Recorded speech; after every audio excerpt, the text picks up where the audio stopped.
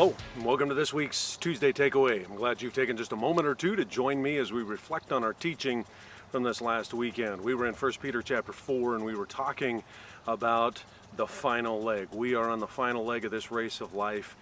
This world is coming to an end. And as this world comes to an end, Peter tells us how to live. He says, live differently. And there was two primary things in that portion of the message that I want to hone in on again today. Number one, we are to live differently because we live according to God's agenda. We don't set the agenda, we don't set the rules, God does. And secondly, we are to live differently with our habits. We're not to want to live the way the world lives. We should live differently because God is changing us from the inside out. I just want to challenge you to take a look at yourself this week. First of all, remember the perspective of life. This world is not the end all and the be all.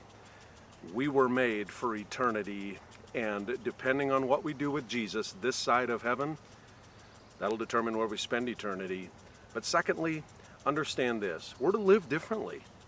We are to live as holy people before God, and we do that by living according to His agenda, and we live with different habits, the habits that He gives to us. God changes us, as I said, from the inside out. So let God continue that change today, and let Him continue to produce those changes in your life. You'll be glad that you did. Next week, we are going to be wrapping up 1 Peter, and then we'll move into 2 Peter, and I trust that you will continue to join us each and every week for these Tuesday Takeaways.